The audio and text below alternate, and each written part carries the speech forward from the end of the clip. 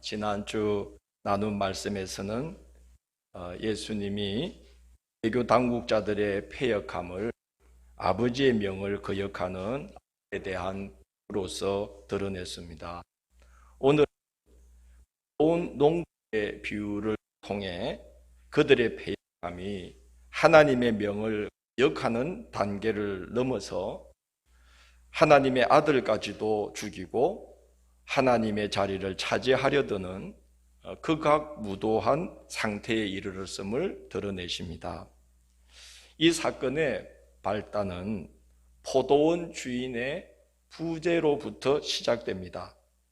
포도원 주인이 포도원을 조성한 후 농부들에게 세를 받고 포도원을 맡긴 후 타국으로 갑니다. 시간이 흐르자 농부들은 포도원 주인의 존재를 망각해 버립니다.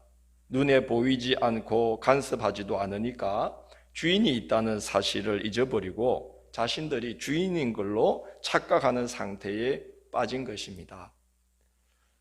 그러다가 주인이 종을 보내어 열매를 새로 요구하자 종을 때리고 죽이면서 세를 내지 않고 버티다가 급기야 주인의 아들까지 죽이고 포도원을 가로채려고 합니다. 예수님은 자신이 어떤 죽음을 맞이하게 될지를 아시고 이런 비유를 드신 것 같습니다. 대속죄일에 성문 밖으로 끌려가 백성들의 죄를 대신 짊어지고 광야로 내쫓겨 죽임당하는 제물을 아사셀 염소라고 하는데, 우리 예수님은 그 아사셀 염소처럼 유대교 당국자들에 의해 성문 밖 언덕 위에서 십자가에 달려 희생당하십니다. 포도원을 잘 일구는 직임을 맡은 농부들처럼 유대교 당국자들은 하나님 나라를 잘 일구도록 세움받은 1등 일꾼들인데, 어쩌다가 하나님 나라의 주인 되시는 예수님을 죽이는 지경까지 이르게 되었을까요? 그들은 예수님을 십자가 형틀로 내몰면서 그것이 하나님을 위하는 일이라고까지 생각했습니다. 그 죄의 짐을 자손 대대로 짊어져야 하는지도 모른 채 그의 핏값은 우리와 우리 자손들이 대신 짊어질 테니 저 예수를 십자가에 못 박아 죽이라고 빌라도에게 재촉합니다. 그들이 어쩌다가 그 지경에 이르게 된 걸까요? 오늘 비유를 보면 그들이 하나님과의 내밀한 영적 교통이 끊어졌기 때문이라는 것을 알 수 있습니다. 포도원 주인은 농부들에게 포도원을 맡기고 타국으로 갔습니다. 주인의 오랜 부재가 농부들로 하여금 주인이 있다는 사실을 잊게 만들어 버렸습니다. 우리도 마찬가지죠. 삶이 바쁘다 보니까 우리의 주인 되시는 하나님을 잊은 채 살게 될 때가 사실 많습니다. 그래서 바울 사도는 에베소서 6장 5절에서 너희가 된 자라 할지라도 하늘에 너희의 상전이 계심을 잊지 말고 각기 본분을 다해야 하니라고 말씀합니다.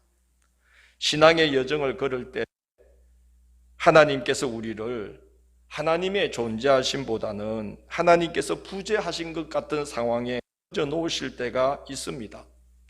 포도원을 맡겨놓고 자취를 감춘 주인처럼 하나님께서 자기를 숨기실 때가 있지요. 그러나 그런 시간은 하나님이 부재하신 때가 아니라 하나님께서 당신의 저울에 우리 믿음을 달아보시고 보시는 시간이라는 것을 아셔야 합니다. 요셉을 생각해 보십시오. 그는 하루아침에 지금까지와는 완전히 다른 삶의 자리로 내어 던져집니다. 사랑을 독차지하던 아들에서 노예 신분으로 전락해 버렸습니다. 아버지의 집을 잃어버리고 맙니다. 아버지의 집을 잃어버렸다는 것은 아버지 어머니의 보살핌을 못 받을 뿐만 아니라 아브라함, 이삭, 야곱에게로 이어지어 풍성한 신앙의 환경도 송두리째 잃어버린 걸 말합니다. 얼마나 힘들었을까요? 집 떠나보면 집 소중한 거 알고요, 교회 떠나 있으면 교회 소중한 거 알게 되는 것 같습니다. 우리 지역에 확진자가 나오면서 비대면 행정명령이 2주간 떨어지는 바람에 2주 동안 교회 문을 닫고 지냈습니다.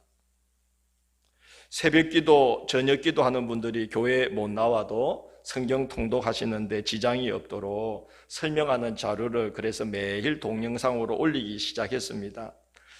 주일 설교를 편집해서 한 주에 한 번 올릴 때도 저는 힘들어 했는데 그 작업을 매일 하자니 처음에는 좀 많이 힘들었습니다.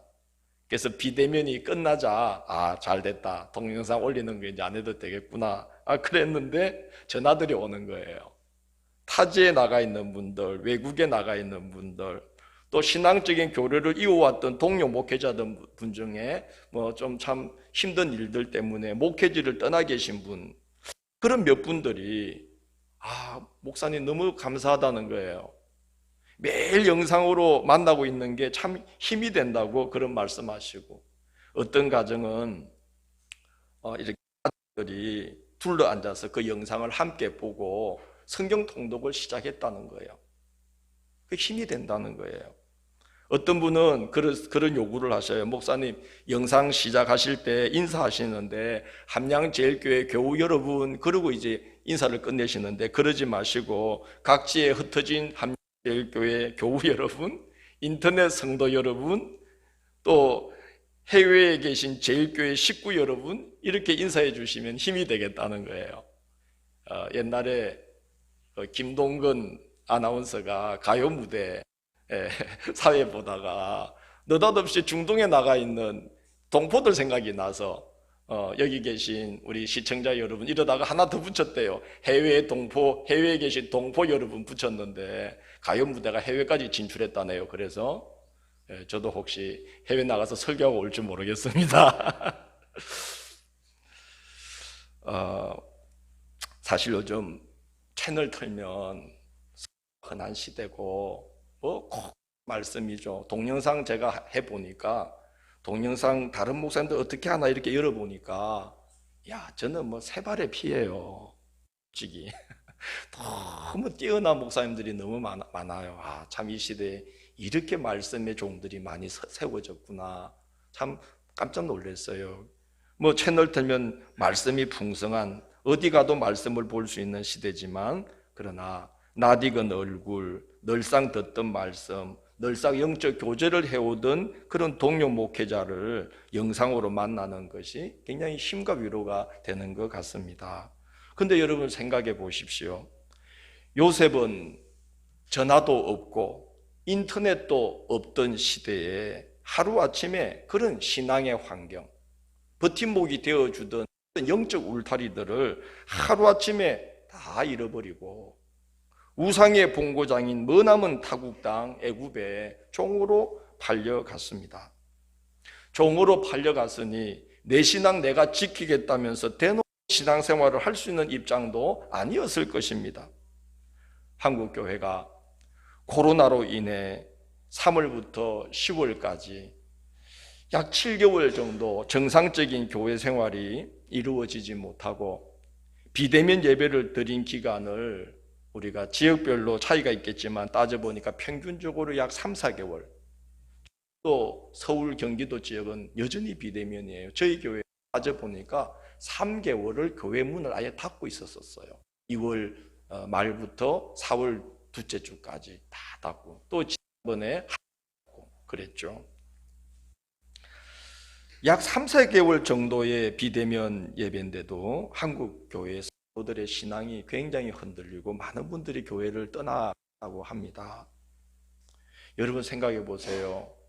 요셉은 어땠을까요?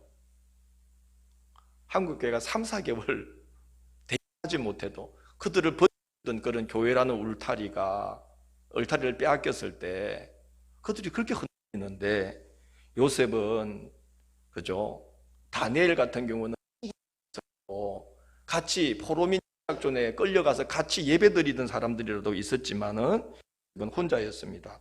그리고 사람이 감당하기 힘든 시련을 무려 20여 년을 그는 견뎌야만 했습니다. 부재는 고사하고 하나님을 향하여 분노가 치밀만도 한 상황인데 놀랍게도 요셉은 한시도 하나님을 잊지 않았다는 거예요. 보디발의 을 뿌리칠 때 요셉은 이렇게 말합니다. 주인이 아무것도 내게 금하지 아니하였어도 금한 것은 당신뿐이니 당신은 그의 아내임이라. 그런 어찌 이 큰 악을 행하여 하나님께 죄를 지으리까. 하나님을 의식하고 있었더라고요. 하나님의 존재를 그 어디서도 확인하기 힘든 상황이었는데 요셉은 하나님을 의식하고 있었습니다. 어떻게 그런 삶이 가능했을까요?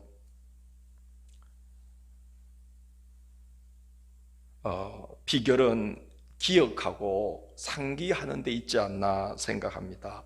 기억하고 상기하다. 주재원으로 해외에 나가 있는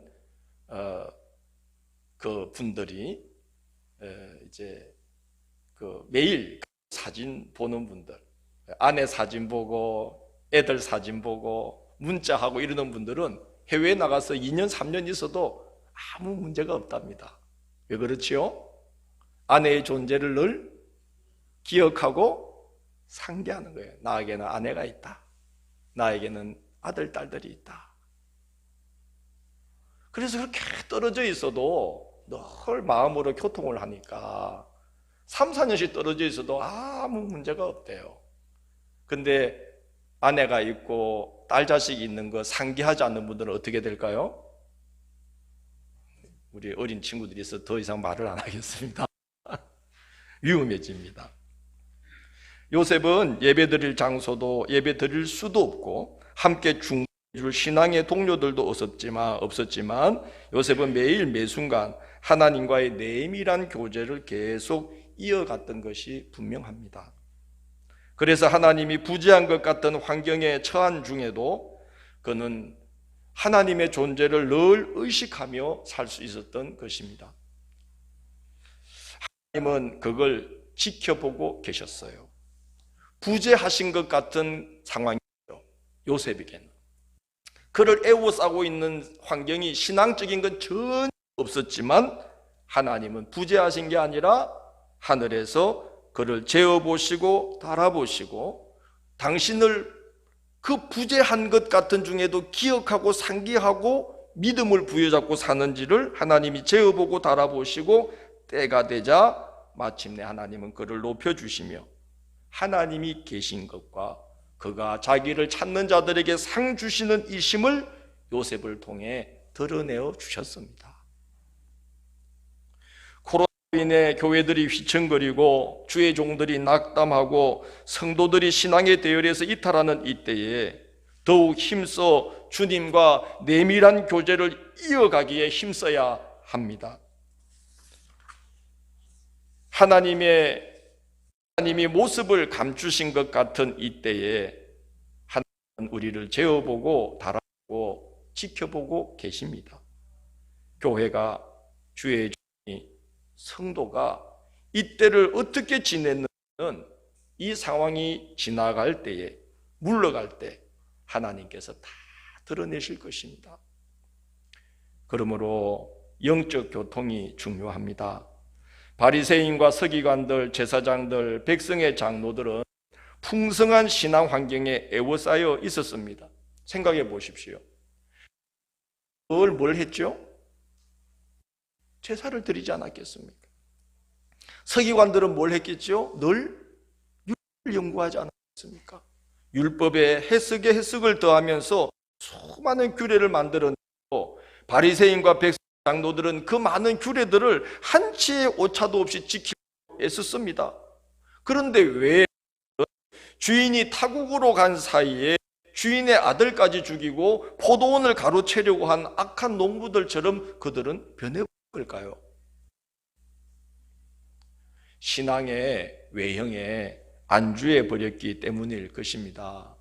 내적 교통은 중단되었는데 신앙의 외형에만 안주했기 때문이 아닙니다. 그래서 예수님은 그들을 가리켜서 뭐라고 책망합니까? 화 있을지 뭐하는 서기관과 바리새인들이요? 외식하는 서기관과 바리새인들이요. 신앙의 외형에 안주했다는 말씀이십니까?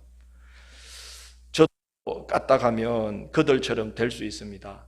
어쩌면 하나님의 저울에 올려놓으면 저는 그분들보다 더 못할 수도 있다는 생각이 듭니다. 저는 매일 아침 저녁으로 한 차례 한 동안 13번의 예배를 드립니다. 감동도 안 놀라지도 않으시고 하루에 일주일에 13번의 예배를 드려요. 매일 일정 분량의 성경을 하루에 3번 반복해서 봅니다. 전에 2번 반복해서 봤는데 이제는 아침 저녁으로 읽고 내일 할 것도 또 미리 성경 읽고, 이제는 뭐 동영상으로 공개되니까 헛소리 하면 안 되니까 또 주석을 가지고 그거를 매일같이 또 반복해서 살펴봐요. 하나님 코로나로 인해서 저를 대단히 훈련시키시는 것 같아요. 그래서 같은 구간을 매일 성경을 3번 반복해서 읽습니다. 아침에 교우들과 함께 읽죠. 저녁에도 교우들과 함께 읽죠.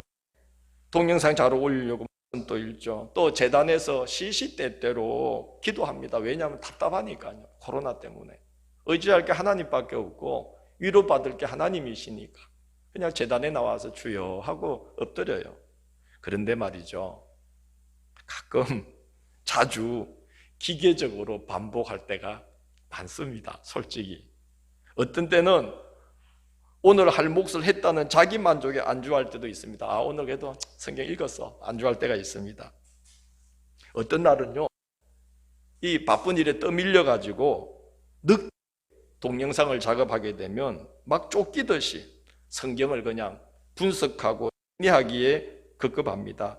그래서 가능하면 시간에 구애받지 않게 하려고 기도를 마친 후에 곧장 하거나 또는 다른 일들을 제쳐놓고 말씀과 기도에 먼저 시간을 내려고 노력합니다. 그래야 말씀 속으로 들어가게 되더라고요. 그래야 제가 말씀 속에 들어가서 성경을 통해서 제게 말씀을 걸어오시는 하나님 앞에 서게 되더라고요. 그러지 않고 의무적으로 성경을 읽고 의무적으로 성경을 분석하고 의무적으로 성경을 해석하고, 이게 바로 서기관들이 빠지는 함정이구나.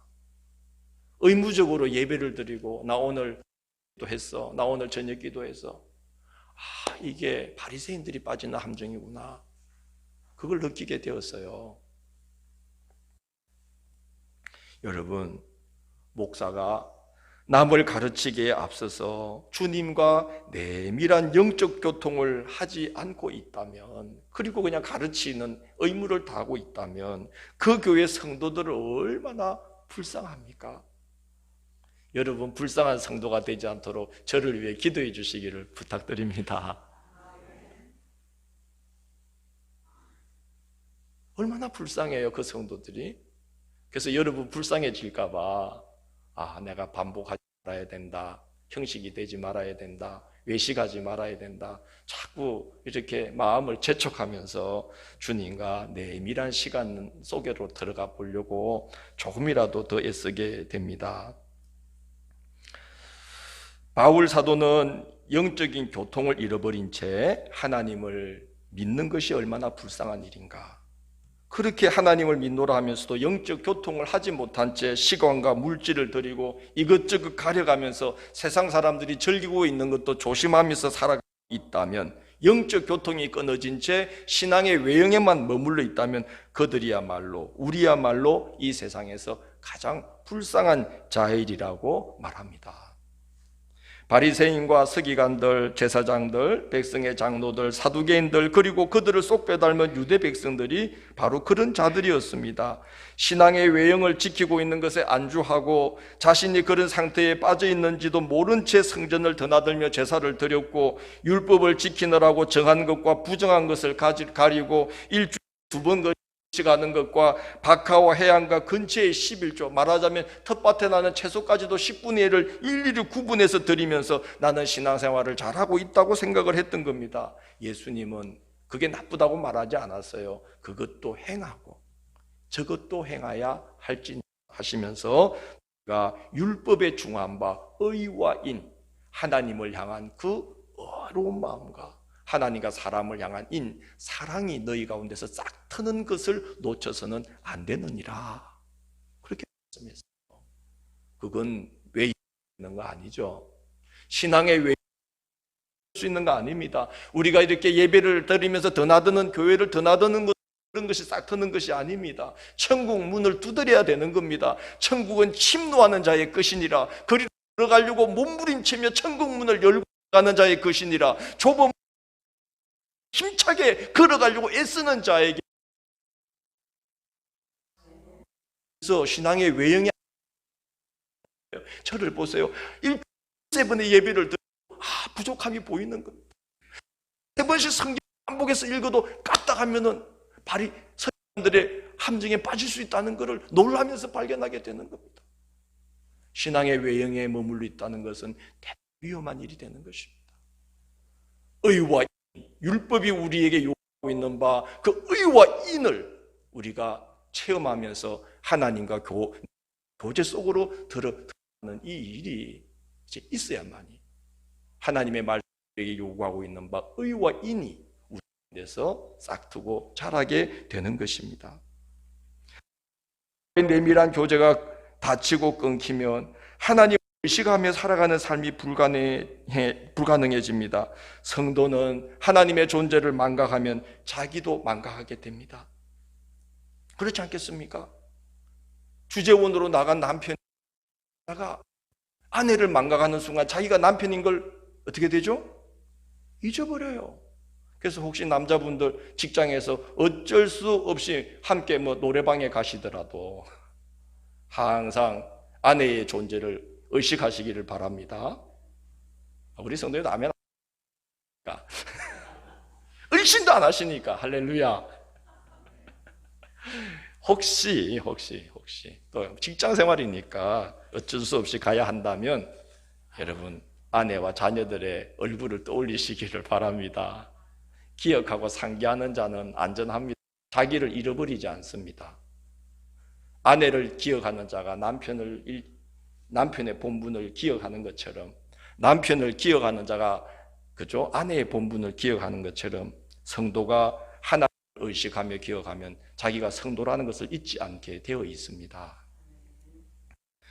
주인의 부재가 길어지자 이 농부들은 주인의 존재만 망각한 게 아니죠. 자기 신분을 망각해 버렸어요.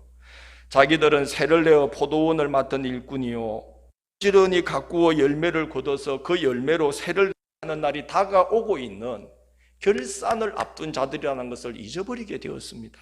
원인은 주인을 잃어버린 거예요. 그런데 농부들은 자기 신분, 자기 본분을 잊어버리고 자기가 그리고 마침내는 주인인 줄 착각을 하게 됩니다. 똑같습니다. 우리도 하나님을 잊어버리면 내가 나의 주인이 되어버리고 하나님이 주신 모든 것을 마치 내 것인 양 내 마음대로 사용하면서 죄악된 길로 가게 되어 있습니다. 하나님께서 주신 것으로 살고 무엇이든지 다 하나님의 영광을 위해 하도록 부름받은 사람인데 그 신분, 그 본분을 망각하고 살아가게 되어 있는 것입니다. 주인 되신 하나님을 망각하는 순간 그 길로 가게 되는 겁니다. 주인이 계신 것을 잊어버리면 신분도 본분도 잊어버리고요, 특별히 감사를 잃게 됩니다. 감사를 잃으면 인생을 다 잃는 겁니다. 행복을 다 잃는 겁니다.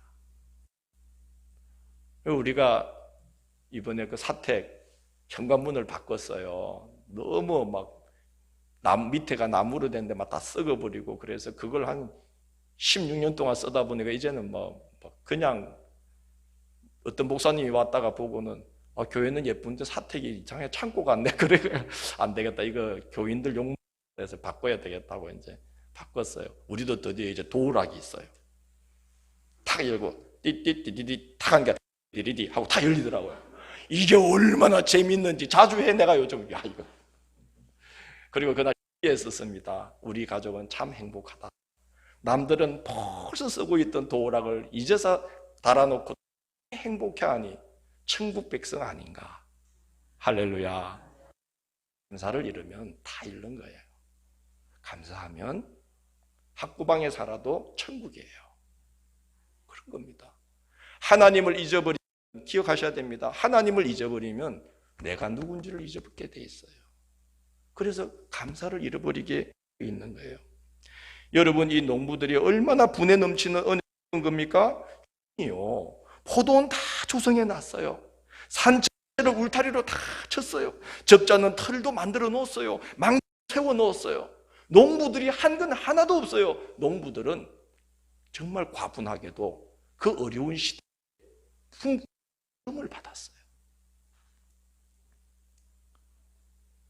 우리가 전에 방학 때요, 그때 애들 새 키우느라고 막 너무 힘들 때 용돈을 잘 줄 수가 없었어요. 그러니까 이게 이제 아버지한테는 기대할 게 없으니까 철이 일찍 들더라고요. 그래서 되겠다 싶었는지 새벽마다 어딜 나가. 야, 어딜 다니냐 했더니 아빠 인력을 나갔는데 함량이 굉장히 어렵네요. 그래. 왜 했더니 2주간 매일 딱 2번 발탁돼서 일했대요. 갔더니 뭐 국제적이래. 몽고도 와 있고 조선족도 와 있고 몽고 사람들 막 덩치가 좋아서 다 쓰는데 자기는 베이 짜 놓으니까 2주 나갔는데 매일 나갔는데 인력에서 딱 2번 했대. 그래서 이제 2번 어디 가냐 했더니 그 엘리베이터 해체하는 데 갔는데 죽을 뻔했대. 3층에 있던 엘리베이터 그 붙어있던 유리가 큰 유리판이 수직으로 떨어지는 바람에 하마터면 발가락 날아갈 뻔했대. 그러면서 아빠 함요 머신 알바 구하기가 하늘의 별이에요. 그러는 거예요. 여러분 예수 때는 더 했죠. 얼마나 어려운 이후에 오후 5시가 되어도 써주는 사람이 없었어요. 남자들이 있었어요. 그래서 님이 오늘 공부에 비한 말씀 백성이 들으면 이야 그 인간들 정말 맞네. 그리 과분한 대우를 받고 몸만 가면 됐네. 그러니까 어디서 강사도 모르고 그렇게 되는. 여러분 그 농부들을 가만두겠습니까? 다 쫓죠. 포도원을 어떻게 하겠습니까? 딱 거두오는 거예요. 알들도 인도 영광스럽게 하라고 준 일터인 신분과 하니까 어떻게 됩니까? 포도원도 신분도 빼앗기고 본분도 다 빼앗기는 것입니다. 주었던 것들을 다 하시는 것입니다. 그래서 오늘 말씀 하나님의 나라를 빼앗기고 그 나라에 어떤 백성이 열매 맺는 백성이 어떻게 하리라? 받으리라. 하나님은 자에게서는 싹 거두시고 거둔 걸 자에게 싹 주셔요. 하나님은 하나님 앞에서 그 교회의 본분을 알고 있는 교회에게 축복을 하셔요. 어떻게 하느냐? 본분 있는 교회의 것을 싹 거두어서 본분 아는 교회에 주시는 거예요.